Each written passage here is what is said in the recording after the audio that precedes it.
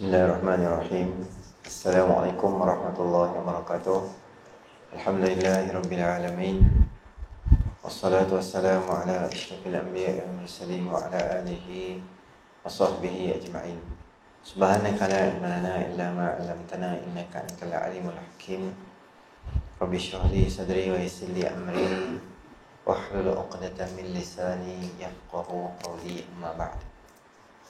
Tuan-tuan, puan-puan, muslimin-muslimat yang dirahmati oleh Allah SWT, InsyaAllah seperti mana kelaziman di masjid kita ni, kita akan mulakan dengan membaca Al-Kahfi 1 sehingga 10. Tentunya ada keratan kecil ni, atau ada Quran ke, boleh buka insyaAllah.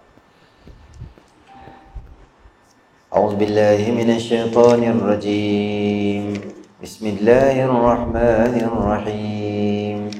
الحمد لله الذي أنزل على عبده الكتاب ولم يجعل له عوجا قيما لينذر بأسا شديدا من لدنه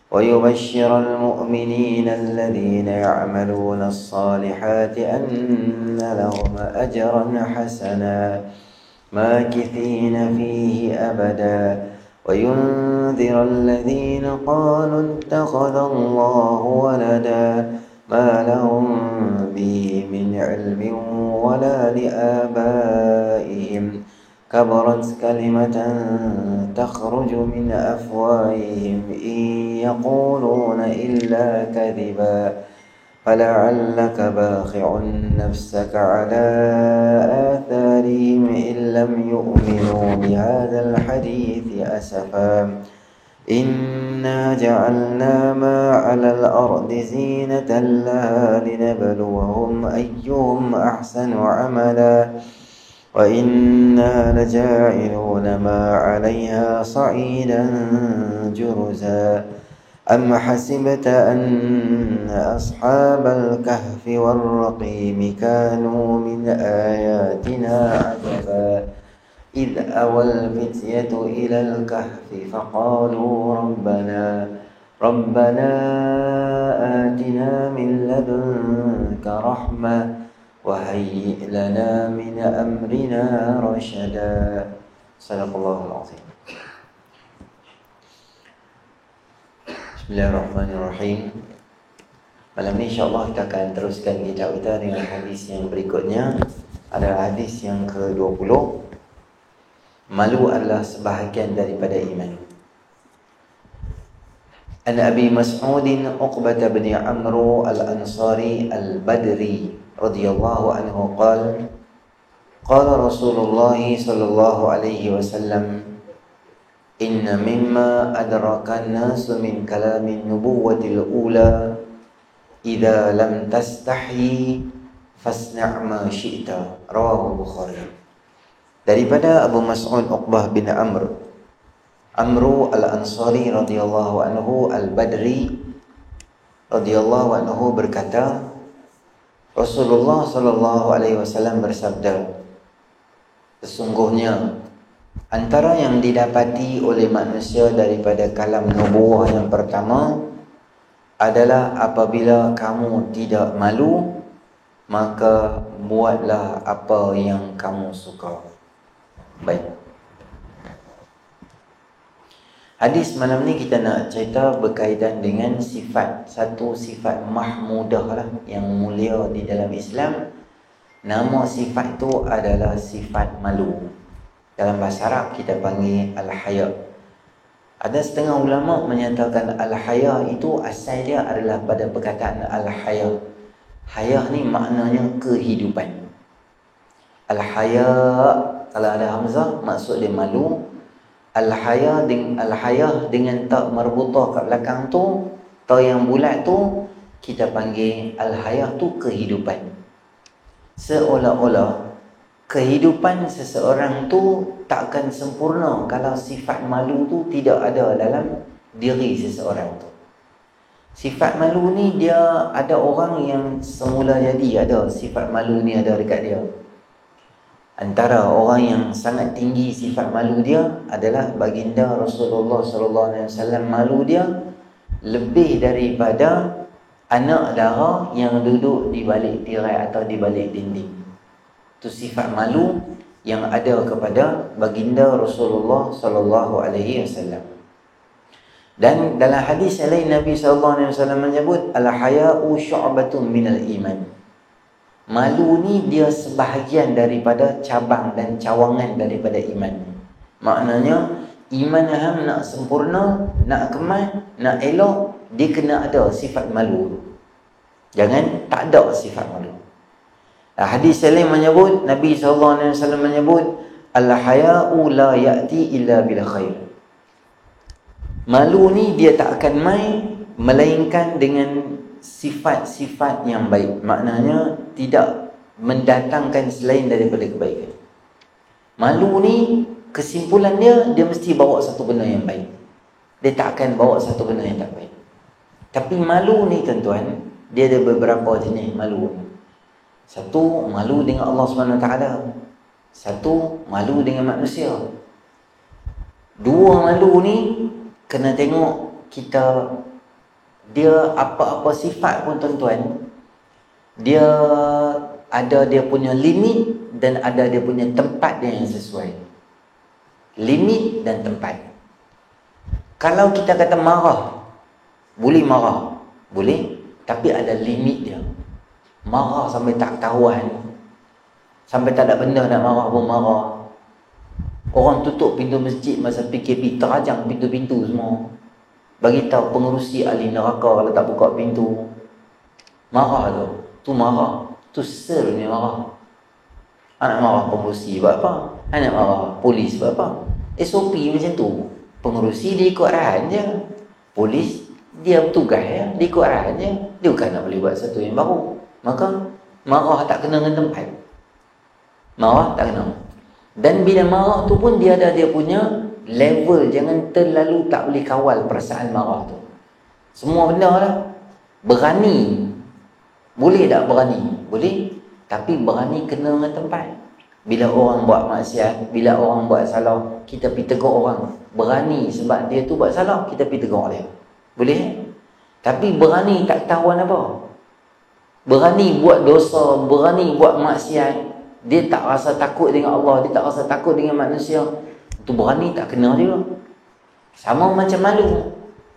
Ada benda yang patut kita malu, ada benda yang tak patut kita malu. Kalau kita malu di tempat yang tak sepatutnya kita malu, maka benda tu akan rugikan banyak benda kita. Kalau malu ni kita gunakan dia dengan jalan yang tak betul, dia akan jadi tak betul. Dia rugikan banyak untuk kita. Contoh, tuan-tuan main mengaji, main lambat. Orang semua duk mengaji dah. Kita nak buka pintu, nak masuk, kita kata, malulah aku. Orang semua nanti tengok. Lalai, tak main. Dia pergi kena nasi belajar kat depan, dia belah. Nasi belajar tak malu pula. Dia macam tu, dia tak faham malu tu tak mana tak tahu. Padahal main kuliah bagus dah. Bagus dah. Orang dah habis dah semayang, tahiyat akhir dah, kita main tak motor. Allah, nanti orang kata, apalah aku main semayang lambat.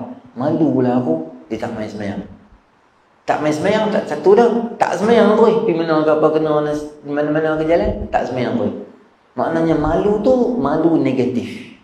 Malu tak baik. Bila hang nak buat benda baik, syaitan akan cakap dengan hang supaya hang jangan buat benda tu, sehingga menyebabkan bila hang tak buat benda tu, banyak rugi dalam Islam tu, banyak benda. Macam kita dah berumur macam ni lah. Umur apa? 57, 62. Tapi tak tahu ngaji ni. Orang kata hampilah belajar. Malu pula. Nanti orang semua kata kat aku, apa Tok Wan dengan Pati semua dah tua, dah Tok Nenek dengan Toma semua dah mengaji baca Quran lah. Tak apalah tuan-tuan, baca lah. Ni tempat, ni tak payah malu.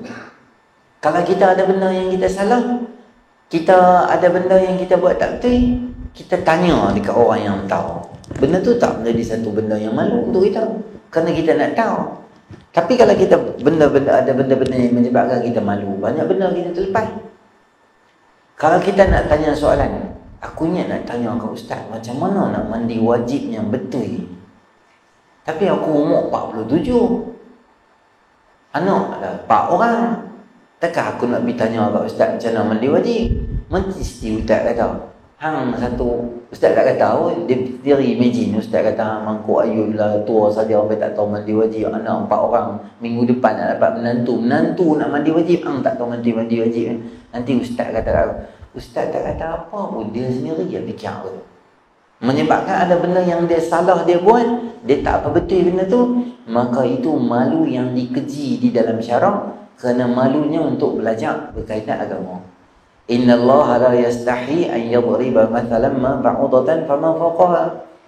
Allah Subhanahu wa taala tak malu nak buat satu perumpamaan yang perumpamaan itu adalah walaupun perumpamaan tu nyamuk atau lebih kecil daripada nyamuk.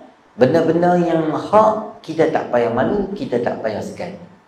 Ada seorang perempuan Ansar yang dia mai tanya dekat Nabi sallallahu alaihi wasallam, "Wahai Rasulullah, orang perempuan ni kalau dia keluar ayak mimpi macam orang lelaki, dia kena mandi ke?" Ada orang perempuan mai tanya kat Nabi sallallahu alaihi wasallam, "Macam mana nak cek darah dalam hadis Bukhari, sama ada aku ni boleh semayang ke, tak boleh semayang ke?" Nabi sallallahu alaihi wasallam kata, "Ambil kapas dan hang cek, kalau ada lagi tak." Nabi tak kata kapas, Nabi kata kain. Kalau masih ada lagi darah, jangan semayang lagi. Tapi perempuan Ansar tu dia tak faham. Dia kata macam mana? Aku mula lihat muka Nabi SAW dah merah dah. Disebabkan bukan marah. Nabi malu nak terang dengan lebih detail berkaitan dengan tu. Maka Aisyah radhiyallahu ta'ala anha yang ada dekat tepi tu, aku tarik tangan perempuan tu, aku masuk. Dan aku jelas kat dia macam mana nak tengok darah tu kering ke tak kering ke, step by step aku cerita kat dia, sehingga dia puas hati, dia malu. Nabi SAW, tuan-tuan, satu orang pemimpin, satu orang yang kita katakan hebat, ada satu sifat yang kita panggil sifat malu di dalam diri, tak kira lah dia siapa pun. Saya teringat satu kisah yang berlaku pada satu orang artis band, live band. Satu ketika dulu, nama dia Imam Qa'nabi. Imam Qa'nabi ni, dia sebelum dia jadi ulama yang hebat, dia adalah live band artis yang mempunyai followers dan pengikut yang sangat banyak dan sangat banyaklah followers dia. Dia ni adalah salah seorang daripada anak murid yang sangat disayangi oleh Imam Malik bin Anas, Imam Darul Hijrah. Nama dia adalah Abdullah bin Maslamah Al-Qa'bi. Dia adalah satu orang ahli hadis yang masyhur. Setelah pada asal dia adalah artis live band yang buat show yang macam tu lah, kalau bahasa kita, dengan drum, gitar, semua macam tu. Satu hari berlaku satu peristiwa di dalam kehidupan Imam Qa'nabi rahimahullah ta'ala. Satu hari, rumah dia dekat Basrah. Dia duduk di kawasan di Basrah tu, dia duduk. Di hadapan dia berlalu satu orang imam yang nama dia Imam Syu'bah rahimahullah ta'ala. Imam Syu'bah ni adalah seorang ahli hadis yang masyhur, yang sangat tersohor dan glamour kawasan tu. Semua orang kenal dia. Dia jalan dengan anak-anak murid dia, merentasi di hadapan Imam Qa'nabi. Masa tu dia tak jadi ahli hadis, dia artis. Jalan gitu, geng-geng gitarisnya geng. Bila dia tengok followers Imam Syu'bah yang terlalu ramai, dia pun tanya dekat member-member dia lah, kat drumnya geng dan apa semua ni, dia tanya, siapa bro tu?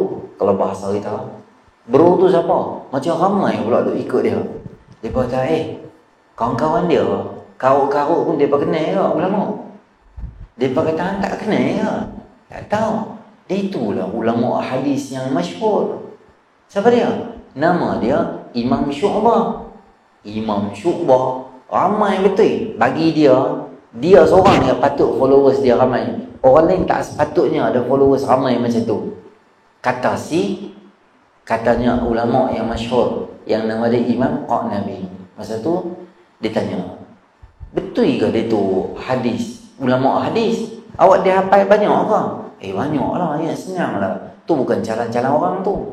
Masa tengah dia cakap tu, dia bangun.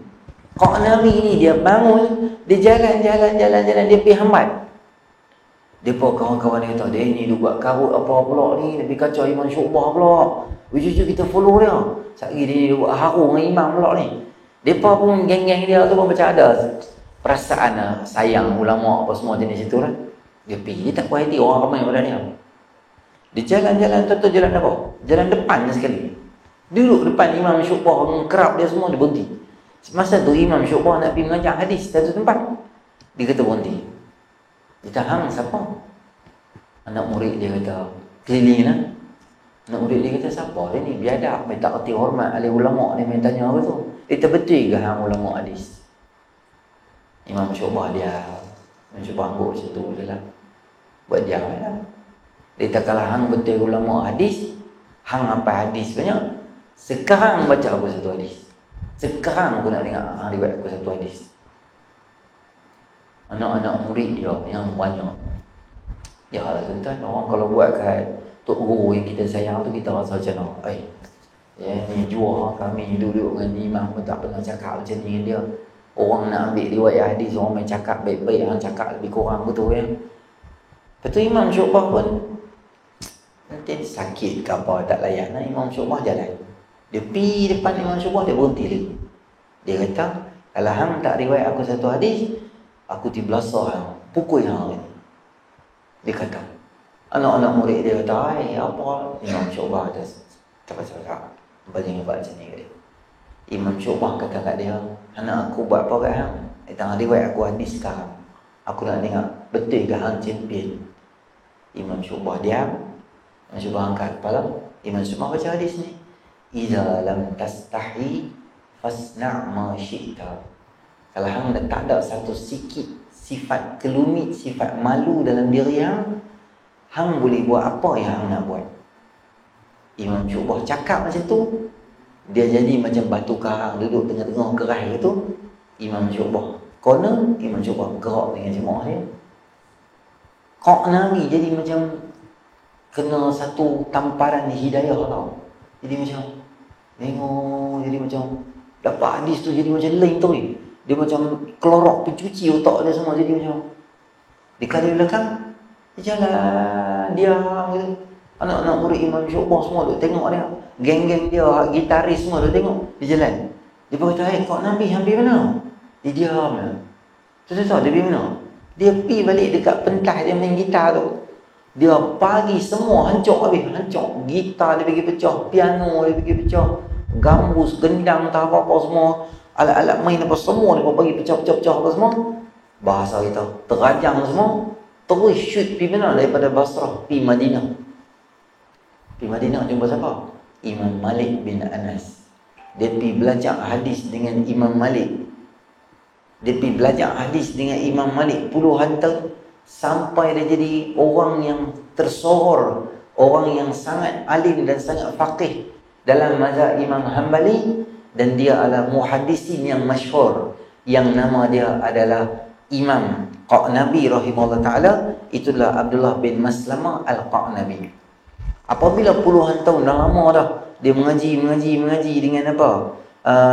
Dengan Imam Malik rahimahullah ta'ala, maka dia pun balik mai ke Basrah. Bila dia balik mai daripada Basrah, dia jadi orang lain. Kawan-kawan dia pun tengok macam hormat lah dia tu. Orang pertama dia cari setelah dia balik daripada Madinah ke Basrah, dia cari adalah Imam Malik rahimahullah, Imam Syu'bah yang pernah riwayat pada dia hadis tu. Dia berkata kat dia, wahai Qanabi, Imam Syu'bah telah lama meninggal dunia. Maknanya aku dapat satu je hadis riwayat daripada dia yang dia sebut pada aku. Hadis tu memberi satu kesan yang mengubah seluruh kehidupan aku, sehingga aku jadi orang yang hebat sekarang ni adalah berkat daripada hadis yang dibaca oleh Imam Qanabi.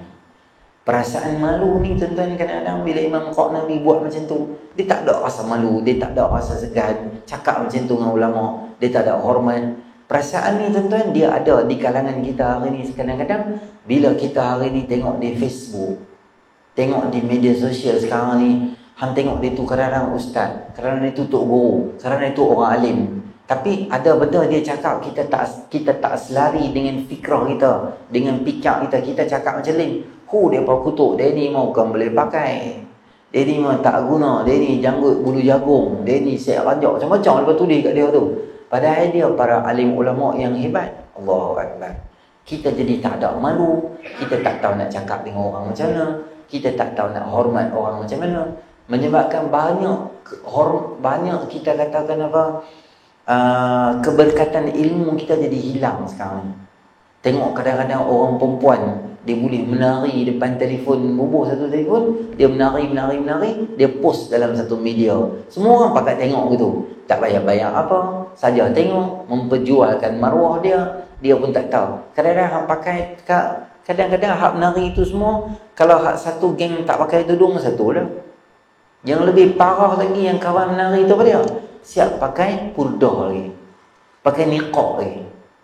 Tak tahulah pakai niqab tak menari untuk menari supaya orang tak tengok dia, atau nak menari supaya memang dia selalu duk pakai niqab, dia tak menari ke, kita tak tahu. Itulah benda menyebabkan hilang barakah. Tuan-tuan, ketika mana Nabi Allah Musa AS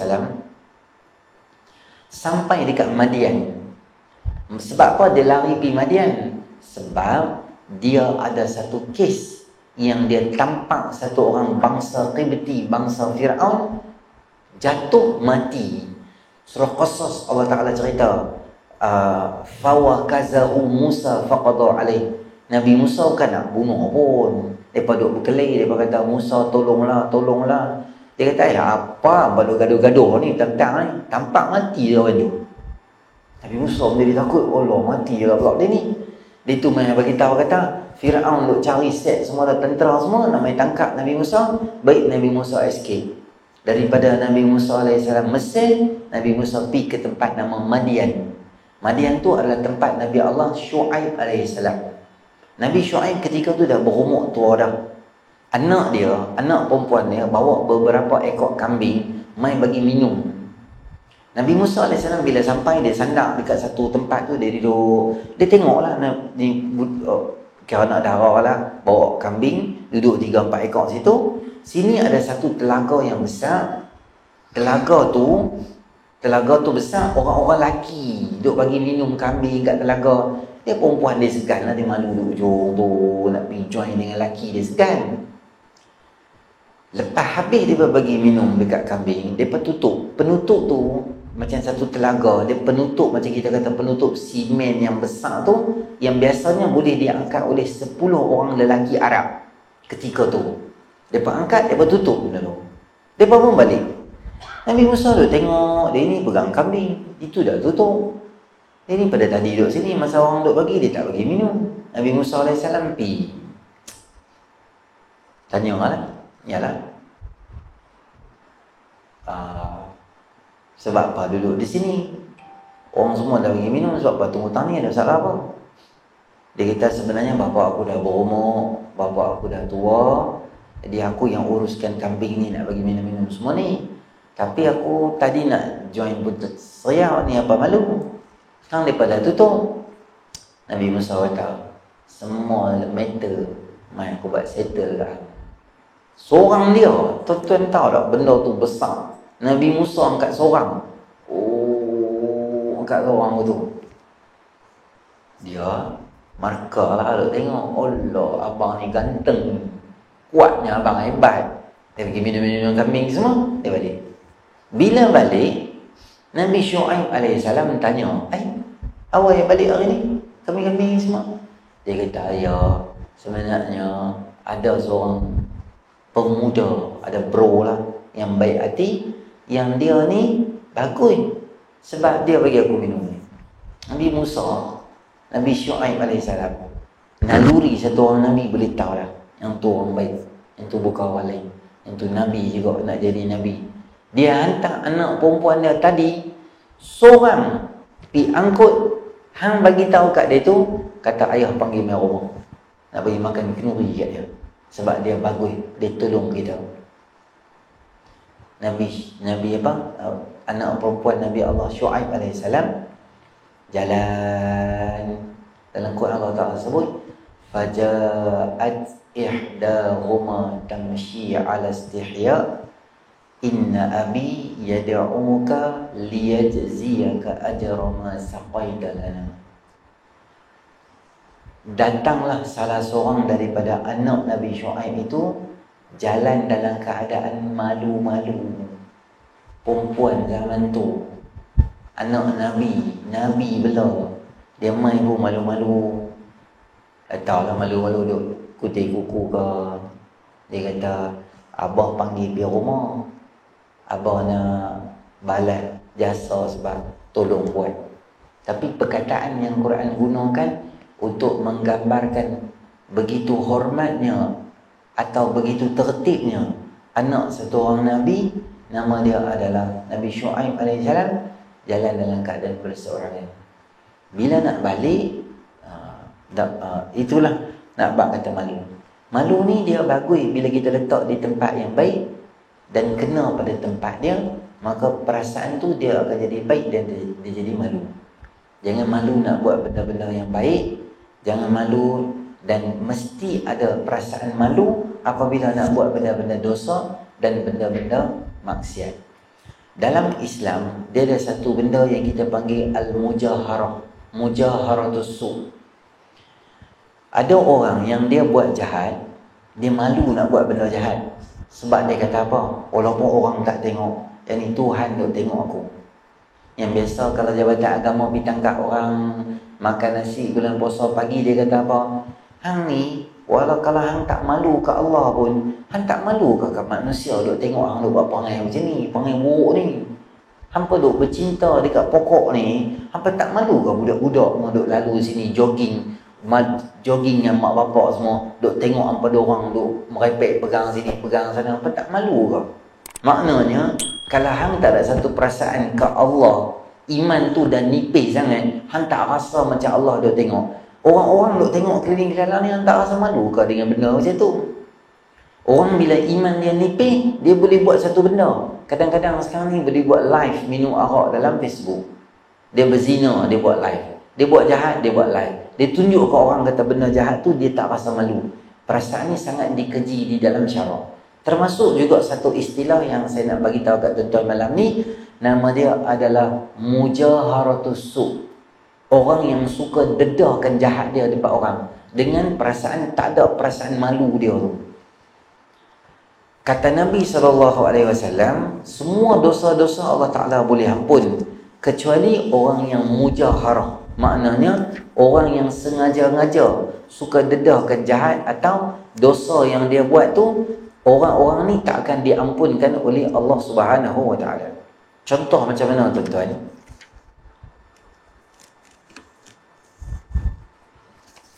Contohnya macam ni. Orang tu dia berzina semalam. Allah tutup aib dia. Allah tak dedahkan kepada orang. Esok pagi siapa pun tak tahu dia berzina. Tapi dia pergi dekat orang tanpa ada perasaan malu, dia bagi tahu ke orang, kemarin aku zina dengan sekian-sekian pasangan. Aku zina sekian-sekian tempat. Hang nak tak aku boleh bawa hang pergi untuk bawa hang untuk berzina juga. Orang yang mendedahkan jahat dia dekat orang dengan tujuan berbangga dan tidak ada perasaan malu di dalam hati dia, maka orang ini tergolong dalam golongan yang tidak diampun oleh Allah Subhanahu Wa Taala. Semua orang yang buat dosa Allah Taala boleh ampun, illal mujaharah, kecuali orang yang sengaja dedah dengan niat, dengan bangga dia nak bagi tahu ke orang, kata dia ni pernah buat benda-benda macam ni dan dia ni duk selalu buat benda-benda macam ni. Minum arak saja habaq ke orang. Bolehlah kongsi, tapi dengan niat nak mendidik boleh lah. Tapi kena hati-hati juga lah tuan-tuan nak cakap macam ni. Contoh jumpa 3-4 budak minum arak bawah pokok, kita nak pergi semayang, kita berhenti. Kita kata dia, apa jom kita pergi semayang? Kita tengok depa ni minum arak. Alah, arak-arak ni semua apa jangan buat teruk lah. Pakcik dulu sekali duduk 3 jam pakcik boleh minum. Hampa baru 1 tin hampa buat teruk betul ya. Kita pergi cerita kita pergi jahat semua dekat orang. Tujuan jahat cerita tu apa dia? Nak tunjuk kata hang champion minum arak betul. Maka pendedahan pada jahat pada orang tanpa ada niat yang betul dan cara yang betul akan makan diri orang tu balik. Pakcik tu kata, jomlah kita pergi sembahyang. Hampa duk minum arak apa? Mereka akan kata balik, alah pakcik kami minum 1 tin je, pakcik minum jak-jak, pakcik pergi sembahyang dulu lah, pakcik dosanya. Kami tak ada dosa, pakcik ada dosanya. Pakcik mati mesti neraka dulu. Tengok, lalai kita kena jahat. Jadi dalam konsep kita nak berdakwah kepada orang, jangan tanya salah yang orang buat, jangan dedahkan salah yang kita buat. Kita kata, benda-benda macam ni tak apa. Aku dah lah pengalaman sikit-sikit aku boleh bantu hang. Saya adik ipar aku terlibat dengan dadah. Dadah hang. Tak apa, aku ada pengalaman kawan-kawan boleh bantu kita cari jalan penyelesaian. Ni yang kata aku dulu pun banyak dadah aku hisap dulu. Berapa tu untuk penjara semua. Biasa dadah semua. Ambil tahu aku apa? Dadah. Pil ekstasi ke apa? Ekstasi aku makan relax ya, macam fisherman friend ni aku tiba dalam poket ke tu. Dia bangga kat orang, cerita kat orang ni jahat semua. Jahat kita cerita kat siapa? Cerita dekat Allah. Kan cerita kat orang. Ya Allah, aku ni jahat. Ya Allah, aku pernah minum arak. Ampunlah dosa aku. Itulah tuan-tuan, lokasi nak cerita jahat kita. Bukan lokasi nak cerita benda jahat tu cerita dekat orang. Cerita dekat orang tuan-tuan, tak ada benda apa yang kita akan dapat melainkan nama buruk je. Hantar dia tu nampak dia tu pakai kopiah tu. Kopiah ayah dari pala hantu ayah 3 jam dia minum, dia setia cerita kat aku. Betul ke? Tak payah geng-geng masjid ni semua bukan bayar apa. Semua jahat macam kita, lepas tu jadi baik semua. Jom kita pergi kenal lagi. Kita yang kena cak dan kena tim dulu. Ni dia hang punya cerita orang salah faham, orang buat semangat pula nak buat benda jahat. Perasaan malu, perasaan yang sangat penting dan kena ada ruang yang betul. Terutamanya untuk orang perempuan dan kena ada juga untuk orang lelaki, kena ada juga. Bila ada perasaan malu, kita tak akan buat benda-benda jahat. Kita tak akan naik basikal, pakai baju dengan seluar ketat-ketat tu, naik basikal. Pi mana? Pi sampai depan tu, Paci Bakery patah balik. Ku round island 18 kali sedap ke? Takat ronda pergi Taman Padang Broom tu buat teruk balik. Seluar teruk apa semua pakai.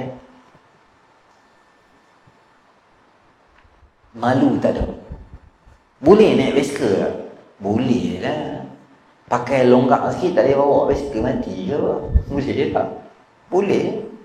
Tambah perempuan, senam aerobik, zumba depan orang. Zumba boleh tak? Boleh. Hang pergi zumba dalam bilik, kunci pintu, hang zumba ke, hang zombie ke, ambil pasal. Tapi semua geng perempuan saja ada dalam tu, kunci pintu, dewan tertutup, hang exercise ke, hang gantung kat kipas ke, ambil pasal. Sebab semua geng perempuan ni. Hang jangan duduk di Taman Metropolitan, Taman Belia, bawa satu speaker di situ zumba. Kita duduk jogging, tengok zumba, kita duduk lempari. Jogging tak betul lah. Sebab apa? Sini duduk jogging juga, jadi tak tahuan betul. Semua bagi melingkup orang. Jadi perasaan malu tu jadi tak ada. Pakaian macam ni patutnya pakaian di rumah, depan suami, betul. Bukan pakai macam ni depan suami orang. Legging tu ketat sangat, tak sesuai pakai di hadapan orang, di luar-luar orang tu.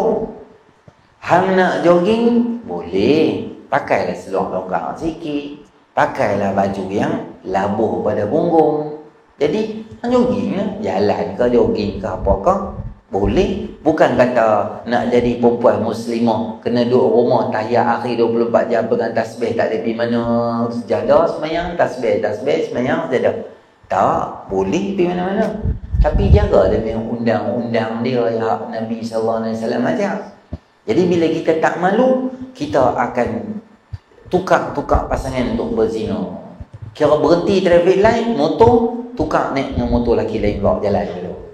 Jadi maruah jadi tak ada, jadi perasaan malu tak ada, dia boleh tukar. Tuan-tuan dengar 2-3 hari depan, seorang perempuan daripada salah satu negeri di Malaysia ni, umur 17, lari rumah, akhirnya dijumpai di lokasi di negeri yang sama, tetapi lokasi yang berbeza jauh di utara negeri itu.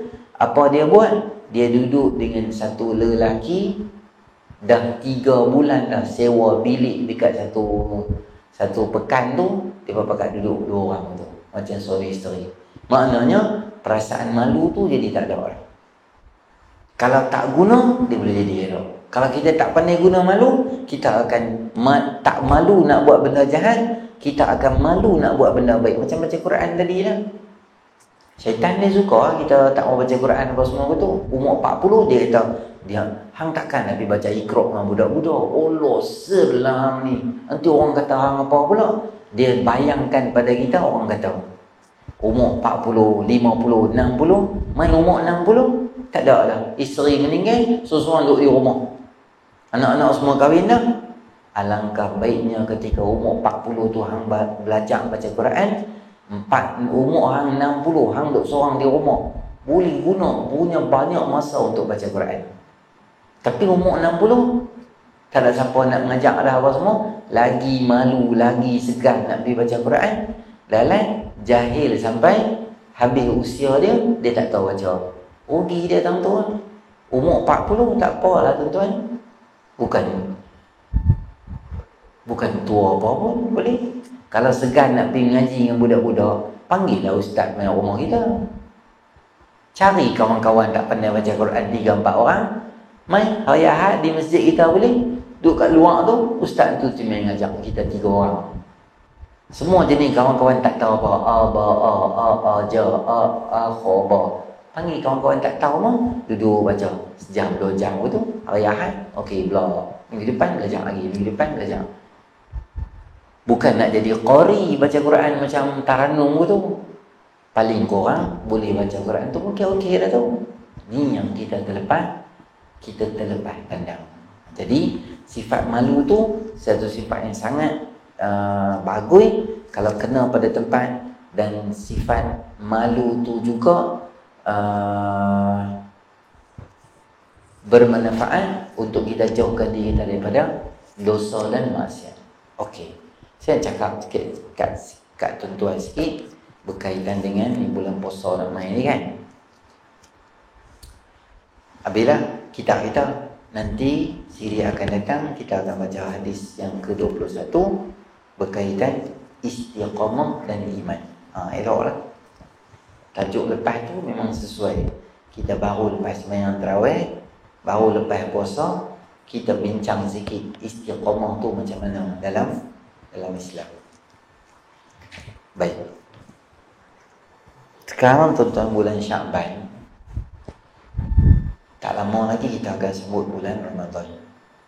Jadi di kalangan kita ramai sekali orang-orang yang akan buat planning untuk Aidilfitri lah.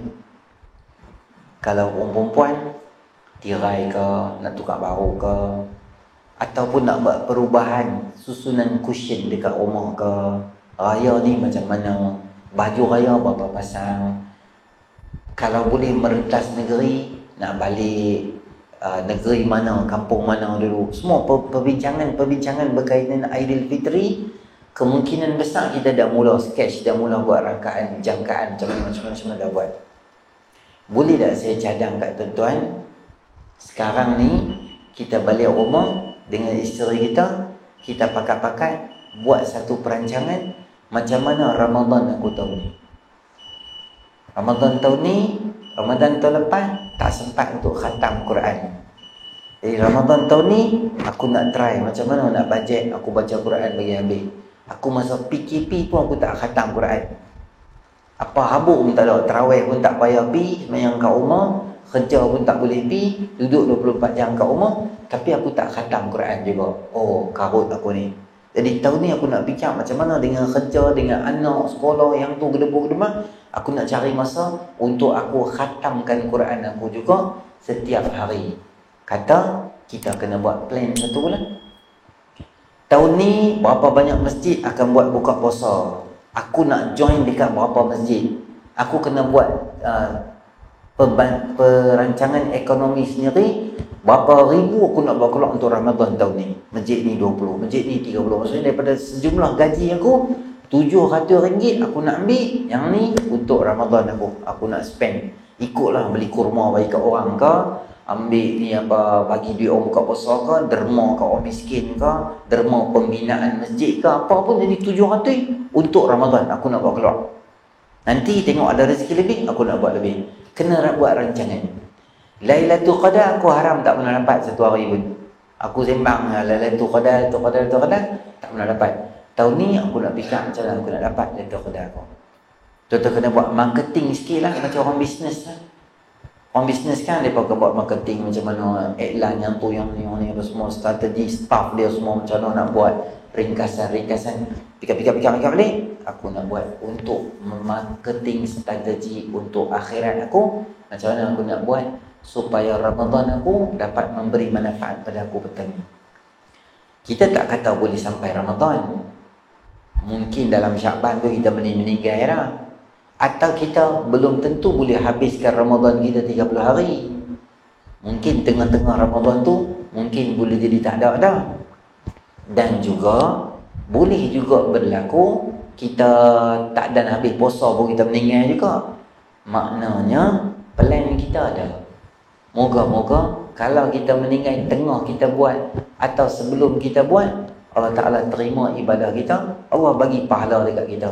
Walaupun kita tak buat lagi, tapi ada niat kita nak buat benda-benda yang baik tu. Jadi tuan-tuan balik rumah, fikir macam mana nak usahakan satu plan, taktikal, rancangan yang terbaik untuk kita spend masa kita yang terbaik dalam bulan Ramadan. Saya cadang kat tuan-tuan, kalaulah kita sekarang ni tuan-tuan buat apa? Balik rumah malam ni, tuan-tuan mula dah baca Quran, start pada Baqarah, buka baca. Biar kita sampai juzuk 15 ke, 13 ke, 12 ke, juzuk 10 pun tak apalah. Kita punya psikologinya kita dah sampai 10 juzuk. Kemudian tuan-tuan, kita masuk Ramadan, kita baca sikit lagi. Kalau kita dah 20 juzuk lagi, kita boleh sampai juzuk 30. Lepas tu kita baca balik. Secara psikologinya, kita nampak macam dah khatam. Bulan puasa kalau tuan-tuan boleh baca juzuk 28, juzuk 29, juzuk 30, dia rasa seronok, dia lain tau. Kita rasa macam lama aku nak habis dah. Amma yatasaalun wailul lil mutaffifin. Wah, aku boleh baca Wadduha, wah aku boleh baca An-Nas. Sekian lama tak pernah baca surah tu dalam bulan puasa. Selalu duk habis juzuk 8, juzuk 7 surah A'raf, surah An'am, surah Al-Fal, surah Taubah. Duk minggu tu je dah nak berjuang dah. Tahun ni kita boleh habis. Wah, rasa macam semangat. Kita buka balik Baqarah. Mungkin masa tu biar juzuk puasa ke-22. Buka. Kita ada Baqarah sampai surah Yusuf. 13 juzuk je. Ada lagi 10 hari. Dia pulun-pulun. Boleh khatam dekat dia. Psikologinya, bila kita dah khatam, kita nampak macam dah khatam sekali lagi. Padahal khatam sekali ya. Tapi seronok baca juzuk-juzuk belakang ketika berada di dalam bulan Ramadan. Jadi tuan-tuan balik rumah, boleh mula buka Quran dan baca. Yang Ramadan baru nak cari Quran yang dah berdebu, baru nak gabui debu apa semua gitu. Ada tadarus, kita join. Dan bila baru ni tak dapatkan blanket pun tak apalah, tak buat teruk lah. Aku baca masjid kedekut nak mampu, kain pun tak lagi. Ni kain murah je lah, RM15 Maidin nak buat teruk sebab apa? Macam rasta ada yang murah, jual murah, boleh beli. Kain yang pasal bebai tak baca Quran sebab apa? Macam. Satu lagi, terakhir saya bagi kat tuan-tuan diskaun yang paling Diskaun kira memang betul-betul hari raya tahap online Shopee punya diskaun kat tuan-tuan. Tuan-tuan buat apa? Pergi cari 30 juzuk siapa? Tuan-tuan suka siapa baca? Mas Syari ke, Sa'id Romidi ke, ataupun baca Syekh Bandar Balila, Imam Baru Masjidil Haram. Kau hang lah cari. Saya tak suka ustaz. Saya suka suami saya baca Quran.